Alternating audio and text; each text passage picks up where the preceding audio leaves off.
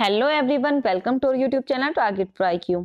अपनी सीरीज में हम स्टार्ट करने वाले हैं इंडियन एविडेंस एक्ट 1872, भारतीय साक्ष्य अधिनियम 1872।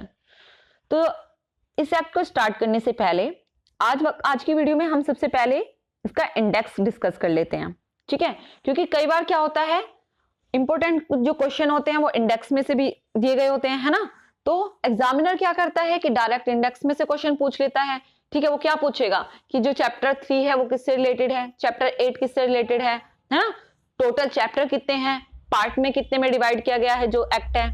तो इसलिए हम पूरे इंडेक्स को आज डिस्कस कर लेते हैं। तो सबसे पहले जो हम देखते हैं बेसिक क्वेश्चन है कि जो इंडियन एविडेंस एक्ट है वो एक्ट नंबर कौन सा है।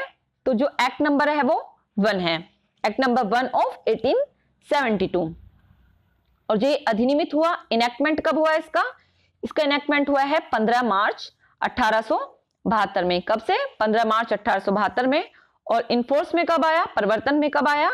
1 सितंबर 1872 में, ठीक है। 1 सितंबर 1872 से परिवर्तन में आया, इनफोर्स में आ गया था। क्लियर है? ये हमारे बेसिक क्वेश्चन हो गए। इसके बाद देख लेते हैं कि जो भाई टोटल पार्ट है, क्योंकि जो इंडियन एविडेंस है इसे पार्ट में भी डिवाइड किया गया है और चैप्टर में भी डिवाइड किया गया है। तो जो टोटल पार्ट है इंडियन एविडेंस एक्ट में वो कितने हैं? तो टोटल पार्ट हैं 3 और जो टोटल जो चैप्टर है वो टोटल चैप्टर है 11। और जो सबसे छोटा चैप्टर है जिसमें सिर्फ एक ही सेक्शन दिया गया है तो वो कौन सा है? चैप्टर 11 ही है। इसके बाद है कि सेक्शन कितने हैं टोटल? तो टोटल सेक्शन है 167, ठीक है, 167। पार्ट 3 में डिवाइड किया गया है, चैप्टर टोटल है 11, धाराएं कितनी है? 167 है, 167 है। और एक्ट नंबर कौन सा है? एक्ट नंबर 1 है 1872 का। और इनफोर्स में कब आया? इनफोर्स में आया 1 सितंबर 1872 में। क्लियर है? इसके बाद देख लेते हैं कि भाई पार्ट कौन कौन से हैं। पार्ट तो 3 है, लेकिन पार्ट कौन कौन से हैं? तो सबसे पहला जो पार्ट है वो पार्ट है रेलिवेंसी ऑफ फैक्ट का। कौन कौन सा? रेलिवेंसी ऑफ फैक्ट, तथ्यों की सुसंगति की बात करता है। इसमें चैप्टर कितने हैं? चैप्टर 1, चैप्टर 2 को इंक्लूड किया गया है रेलिवेंसी ऑफ फैक्ट में, ठीक है। क्योंकि सेक्शन 5 से 55 तक किसकी बात करता है? रेलिवेंसी ऑफ फैक्ट की बात कर रहा है ना। तो जो हमारा पार्ट 1 है उसमें चैप्टर 1 को इंक्लूड कर लिया गया, चैप्टर 2 को इंक्लूड कर लिया गया। ओके, इसके बाद है जो पार्ट 2 है वो बात करता है कि ऑन प्रूफ, सबूत के विषय में, है ना। तो सबूत की बात कहां पर की गई है? सेक्शन 56 से बात की गई है कि ऐसे कौन से एविडेंस होंगे, है ना, ऐसे कौन से फैक्ट होंगे जिन्हें की प्रूव करने की ही जरूरत नहीं है। तो ये बात कौन सा चैप्टर करता है? हमारा चैप्टर 3 बात करता है। तो जो हमारा पार्ट 3 है किसकी बात कर रहा है? ऑन प्रूफ की बात कर रहा है, सबूत के विषय में बात कर रहा है। तो यहां पर कौन कौन से चैप्टर हैं? Chapter 3, chapter 4, chapter 5 and chapter 6। Clear है? इसके बाद है हमारा पार्ट 3। पार्ट 3 किसकी बात कर रहा है? Production and effect of evidence, कि साक्ष्य कैसे पेश किए जाएंगे, साक्ष्य का पेश किया जाना, और जब वो पेश कर दिए गए तो उनका इफेक्ट क्या हुआ, उनका प्रभाव क्या हुआ, इसकी बात कर रहा है। तो जो हमारा चैप्टर 7 है किसकी बात कर रहा है? Of the burden of proof की बात कर रहा है कि भाई जो सबूत तो देंगे लेकिन सबूत का भार किसके ऊपर होगा, है ना। कौन सबूत देना चाहिए, किसको सबूत देना चाहिए, तो इसकी बात कर रहा है चैप्टर 7। और चैप्टर 8, 9, 10, 11 को इसमें इंक्लूड कर लिया गया। क्लियर है? देख लीजिए कितने इजीली हमें याद हो गया। जो ये चैप्टर 10 है यहाँ पर चैप्टर 11 है, प्लीज करेक्ट कर लीजिएगा, है ना। तो चैप्टर जो 11 है 167, सिर्फ एक ही सेक्शन इंक्लूड किया गया है इसमें। इसके बाद देख लेते हैं, तो चलिए सभी जितने भी चैप्टर हैं 11 चैप्टर हैं, इन सभी के नाम देख लेते हैं और ये देख लेते हैं कि सेक्शन कौन से सेक्शन से कौन से सेक्शन तक किस चैप्टर में है। तो सबसे पहला जो हमारा चैप्टर है, चैप्टर 1 है, जो बात करता है प्रारंभिक की। देखिए आप सभी को पता है चैप्टर 1 ऑलमोस्ट जितने भी एक्ट होंगे उसमें किसकी बात कर रहा है, बता देगा भी, शॉर्ट टाइटल एक्सटेंट, है ना, एंड कमेंसमेंट, किसका नाम क्या है, विस्तार क्या है और कहां कहां पर लागू होगा। तो हम सभी को पता है सेक्शन 1 बात कर रहा है, तो नाम क्या है? इंडियन एविडेंस एक्ट 1872 है ना। विस्तार कहां पर है? पूरे जम्मू कश्मीर के सहित अब पूरे भारत पर है। कब से? 31 अक्टूबर 2019 से। इससे पहले जम्मू कश्मीर पर एप्लीकेबल नहीं होता था, है ना। क्लियर है? इसके बाद साथ में ये भी बता दिया गया कि भाई सारी जुडिशियल प्रोसीडिंग पर तो लागू होता है, लेकिन मध्यस्थों पर, है ना, आर्बिट्रेटर्स पर और किस पर, शपथ पत्रों पर, एफिडेविट पर ये लागू नहीं होता। क्लियर है? तो हमारा जो चैप्टर 1 है, सेक्शन 1, 2, 3, 4, जिसमें कि short title, extend and commitment की बात कर लेगा। उसके बाद में किसकी बात करता है कि भाई कुछ जो है रिपील्ड कर दिया गया है एक सेक्शन। उसके बाद बता देता है कि जो डेफिनेशन है, निर्वचन खंड बता दिया, इंटरप्रिटेशन कर दी। इसके बाद सेक्शन 4 में किसकी बात कर रहा है, प्रिजम्पशन की बात कर रहा है ना। क्लियर है? इसके बाद है हमारा चैप्टर 2 जो किसकी बात करता है, of the relevancy of fact, कि भाई कौन कौन से ऐसे फैक्ट होंगे जो कि रेलिवेंट होंगे। अब अगर रेलिवेंट है, अब रेलिवेंसी की बात क्यों कर रहा है, तो क्लियर कर दिया गया है भाई कि केवल रेलिवेंट फैक्ट का ही एविडेंस दिया जाएगा, किसी अन्य का नहीं दिया जाएगा, है ना। तो जो हमारे सेक्शन 5 है, सेक्शन 5 से 55 तक बात कर रहा है कि कौन कौन से फैक्ट जो हैं वो क्या है, रेलिवेंट होंगे। ठीक है, क्लियर है? इसके बाद आ जाता है हमारा ये हमारा पार्ट 1 में चैप्टर 2 कंप्लीट हो गए, सेक्शन भी पता चल गया हमें कहां से कहां तक है। इसके बाद है हमारा चैप्टर 3 पार्ट 2 में जो बात कर रहा है सेक्शन 56 से सेक्शन 58 तक। कौन सा चैप्टर है, fact which need not be proved, कि ऐसे कौन से तथ्य होंगे जिनको साबित किए जाने की हमें आवश्यकता ही नहीं है ना। ऐसे कौन से फैक्ट हैं जिन्हें हमें प्रूव ही नहीं करना पड़ेगा।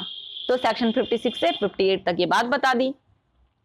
इसके बाद आया चैप्टर 4, बात कर रहा है ऑफ ओरल एविडेंस, सेक्शन 59 और 60, कि भाई जो अगर मौखिक साक्ष्य हैं, मौखिक साक्ष्य के विषय की बात कर रहा है कि मौखिक साक्ष्य कैसे दिया जाएगा, है ना। इसके बाद चैप्टर 5 बात कर रहा है ऑफ डॉक्यूमेंट्री एविडेंस, दस्तावेजी साक्ष्य के विषय में। कितनी बार चैप्टर 4 और चैप्टर 5 को डायरेक्ट पूछ लिया गया है कि चैप्टर 4 किससे रिलेटेड है या चैप्टर 5 किससे रिलेटेड है। चैप्टर 5 में कहां से सेक्शन है, 61 से 90A तक डिफाइन किया गया है। इसके बाद है हमारा चैप्टर 6, लास्ट चैप्टर है पार्ट 2 का। बात किसकी कर रहा है, of the exclusion of oral evidence bye documentary evidence, की दस्तावेजी साक्ष्य द्वारा मौखिक साक्ष्य के अपवर्जन के विषय में। इसके बाद आया हमारा चैप्टर कौन सा, चैप्टर 7, और किसके अंडर में है, पार्ट 3 के अंडर में है, production and effect of evidence के अंडर में। चैप्टर 7 किसकी बात कर रहा है, सेक्शन 101 से सेक्शन 114A तक है। बात किसकी कर रहा है, of the burden of proof, की सबूत का भार किसके ऊपर होगा, कौन सबूत देगा, है ना। इसके बाद है चैप्टर 8, मोस्ट इंपोर्टेंट है, ये भी कितनी बार पूछा जाता है कि चैप्टर 8 किससे रिलेटेड है, तो स्टॉपल से रिलेटेड है। और कहां से कहां तक सेक्शन है, सेक्शन 115 से 117 तक, ठीक है, 117 तक।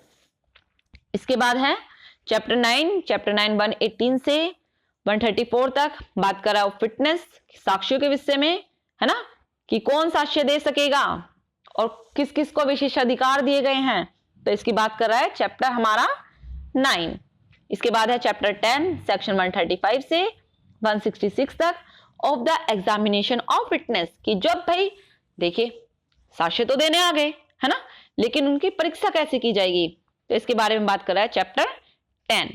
इसके बाद है चैप्टर 11, चैप्टर 11 जो है वो बात कर रहा है of improper admission and rejection of evidence, साक्ष्य के अनुचित ग्रहण और अग्रहण के विषय में।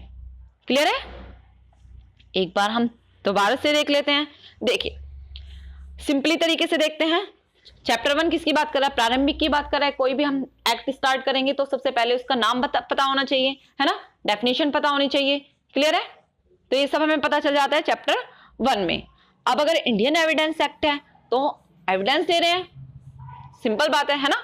तो जो हमारा चैप्टर 2 है किसकी बात बता रहा है, रेलिवेंसी ऑफ फैक्ट की, कि भाई एविडेंस तो हम देंगे लेकिन किन का एविडेंस देंगे। तो जो हमारा चैप्टर 2 है इसकी ही बात बता रहा है कि रेलिवेंट फैक्ट का ही हम एविडेंस देंगे। और चैप्टर 2 में सेक्शन 5 से सेक्शन 55 तक बता दिया कि ये जो फैक्ट है ये रेलिवेंट है। क्लियर?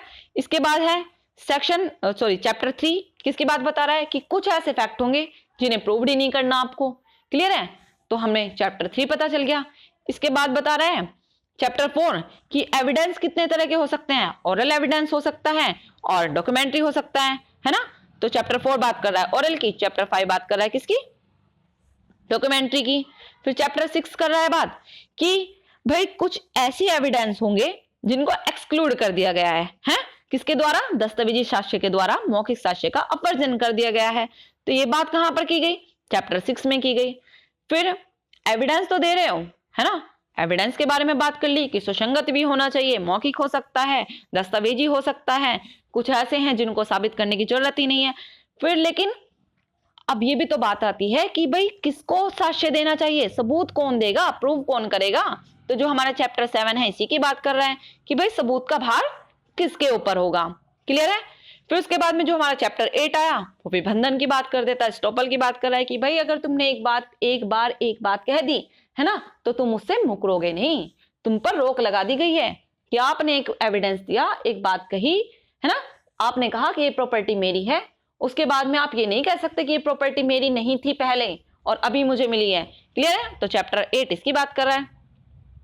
फिर है चैप्टर हमारा 9 की फिटनेस से रिलेटेड, कि साक्ष्यों के विषय में कि भाई कौन, सबूत का भार तो आपको पता चल गया कि भाई सबूत का भार किस पर होगा, है ना। उसके बाद में ये भी बता दे कि बात कह तो दिया आपने चैप्टर 8 में, लेकिन मुकरोगे नहीं, लेकिन कौन दे सकता है? एविडेंस तो दे रहे हो, लेकिन एविडेंस दे कौन सकता है? तो हमें पता चल गया चैप्टर 9 में कि ये कितने पर्सन, कौन कौन पर्सन क्या दे सकते हैं, एविडेंस दे सकते हैं, और किन किन को विशेष अधिकार दिए गए हैं।